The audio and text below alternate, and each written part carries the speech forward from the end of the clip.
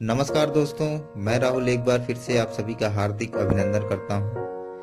दोस्तों, आज मैं आपको बताऊंगा सीता की निंदा करने वाले धोबी के पूर्व जन्म की कथा तथा उसके श्राप के बारे में, जिसकी वजह से माता सीता और प्रभु श्री राम को अलग होना पड़ा था। पर इससे पहले अगर आपने हमारा चैनल सब्सक्राइब नहीं किया है तो प्लीज कर लीजिए, क्योंकि हम आपके लिए ऐसे अनकहे सच लेकर आते रहे।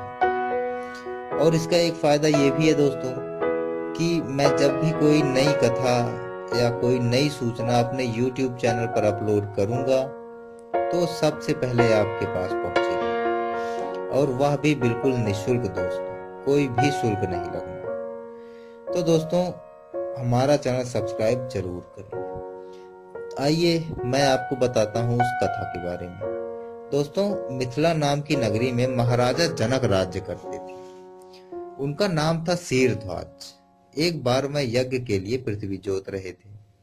उस समय फाल से बनी गहरी रेखा द्वारा एक कुमारी कन्या का प्रादुर्भाव हुआ। दोस्तों, रति से भी सुंदर कन्या को देखकर राजा को बड़ी प्रसन्नता हुई और उन्होंने उसका नाम सीता रखा। कुछ समय पश्चात जब सीता माता थोड़ी सी बड़ी हुई तो एक दिन अपने सखियों के साथ बागीचे में खेल रही थी। वहां उन्हें एक सुक पक्षी का जोड़ी दिखाई दिया। दोस्तों, सुक का मतलब तोता होता है दोस्तों, जो बड़ा मनोरम था। वह दोनों पक्षी एक पर्वत की चोटी पर बैठकर इस प्रकार बोल रहे थे कि पृथ्वी पर राम नाम से विख्यात एक बड़े सुंदर राजा होंगे। उनकी महारानी सीता के नाम से विख्यात होंगे। श्री राम सीता के साथ 11,000 वर्षों तक राज्य करेंगे। धन्य है जानकी देवी और धन्य है वह प्रभु श्री राम।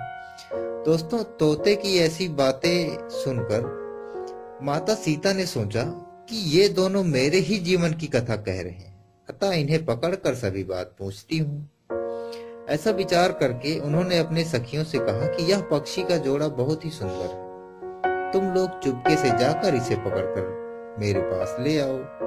अतः सखियां उस पर्वत पर गईं और दोनों सुंदर पक्षियों को पकड़कर ले आईं। तब सीता माता उन पक्षियों से बोली, तुम बहुत ही सुंदर हो, देखो डरना नहीं, बताओ तुम कौन हो और कहां से आए हो, कौन है प्रभु श्री राम और कौन है सीता, तुम्हें उनकी जानकारी कैसे हुई, सारी बातों को जल्दी जल्दी बताओ, अतः भय न बिल्कुल भी ना करो। दोस्तों, सीता के इस प्रकार पूछने पर दोनों पक्षी सब बातें बताने लगे और बोले, देवी, वाल्मीकि नाम से विख्यात एक बहुत बड़े महर्षि हैं। हम उन्हीं के आश्रम में रहते हैं। महर्षि ने रामायण नाम का एक ग्रंथ बनाया है जो सदा ही मन को प्रिय जान पड़ता है। उन्होंने शिष्यों को उस रामायण का अध्ययन भी कराया है। रामायण का कलेवर बहुत बड़ा है, हम लोगों ने उसे पूरा सुना है। राम और जानकी कौन है, इस बात को हम बताते हैं तथा इसकी भी सूचना देते हैं कि जानकी के विषय में क्या क्या बातें होने वाली हैं, अतः तुम ध्यान से सुनो। तो उन्होंने बताया, महर्षि श्रृंग के द्वारा कराए गए पुत्रेष्टि यज्ञ के प्रभाव से भगवान विष्णु राम, लक्ष्मण, भरत और शत्रुघ्न ये 4 शरीर धारण करके प्रकट होंगे। देवांगनाएं भी उनकी उत्तम कथा का गान करेंगी। श्री राम महर्षि विश्वामित्र के साथ भाई लक्ष्मण सहित हाथ में धनुष लिए मिथिला पधारेंगे। उस समय वहां वह शिव जी के धनुष को तोड़ेंगे और अत्यंत मनोहर रूप वाली सीता को अपनी पत्नी के रूप में ग्रहण करेंगे। फिर उन्हीं के साथ श्री राम अपने विशाल राज्य का पालन करेंगे। ये तथा और भी बहुत सी बातें हैं जो हमने वहां सुनी है। सुंदरी, हमने अब तुम्हें सब कुछ बता दिया है और अब हमें जाने दो, अतः हमें छोड़ दो। पक्षियों की ये अत्यंत मधुर बातें सुनकर सीता ने उन्हें मन में धारण किया और पुनः उन दोनों से पूछा, बोली, राम कहाँ होंगे, वह किसके पुत्र हैं और कैसे वह आकर जानकी को ग्रहण करेंगे, मनुष्य अवतार में उनका श्री विग्रह कैसा हो। उनके प्रश्न को सुनकर सुकी मन ही मन जान गई कि यही सीता है। उन्हें पहचान कर वह सामने आकर उनके चरणों पर गिर पड़ी और बोली, श्री रामचंद्र का मुख कमल की कली के समान सुंदर होगा, नेत्र बड़े बड़े तथा खिले हुए, नसिका ऊंची, पतली और मनोहारी होगी। भुजाएं घुटनों तक, गला शंख के समान होगा। वक्षस्थल उत्तम व चौड़ा होगा, उसमें श्रीवत्स का चिन्ह भी होगा। श्री राम ऐसा ही मनोहर रूप धारण करने वाले हैं। मैं उनका क्या वर्णन कर सकती हूँ। जिनके 100 मुख हैं वह भी उनके गुणों का बखान नहीं कर सकता, तो हमारे जैसे पक्षी की क्या विसार। वह जानकी देवी धन्य है जो शीघ्र रघुनाथ जी के साथ हजारों वर्षों तक प्रसन्नता पूर्वक विहार करे। परंतु सुंदरी तुम कौन हो? पक्षियों की बातें सुनकर सीता अपने जन्म की चर्चा करती हुई बोली, जिसे तुम लोग जानकी कह रहे हो वह जनक की पुत्री मैं ही हूँ। श्री राम जब यहाँ आकर मुझे स्वीकार करेंगे तभी मैं तुम दोनों को छोड़ूंगी।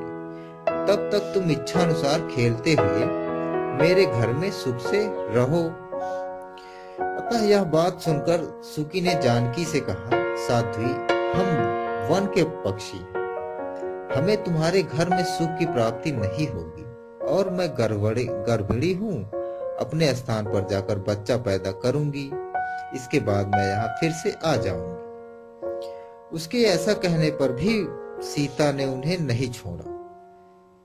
तब उसके पति ने कहा, सीता मेरी भार्या को छोड़ दो, यह गर्भिणी है, जब यह बच्चों को जन्म दे देगी तब इसे लेकर फिर तुम्हारे पास आ जाऊंगा।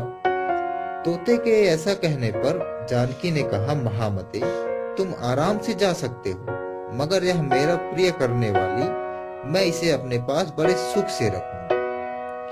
जब सीता ने उस सुखी को छोड़ने से मना कर दिया दोस्तों, तब वह पक्षी अत्यंत दुखी हो गया। उसने करुणामय वाणी में कहा, योगी लोग जो बात कहते हैं वह सत्य ही है।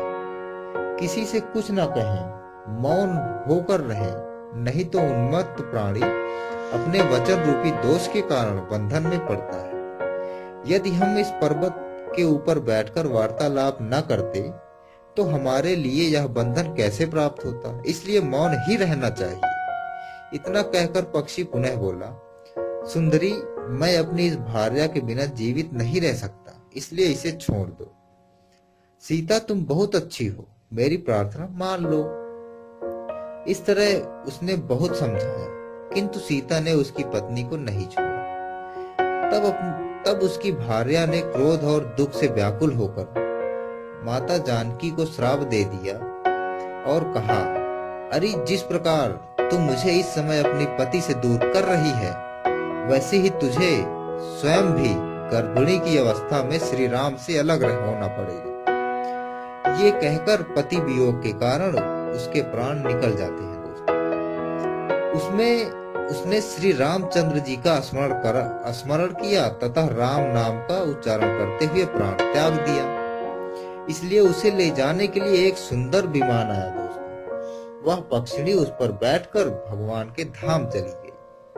भार्या की मृत्यु हो जाने के पश्चात पक्षी शोक से आतुर होकर बोला, मैं मनुष्यों से भरी श्री राम की नगरी अयोध्या में जन्म लूंगा तथा मेरे ही वाक्य से इसे पति का वियोग का भारी दुख उठाना पड़ेगा। यह कहकर वह वहां से चला जाता है।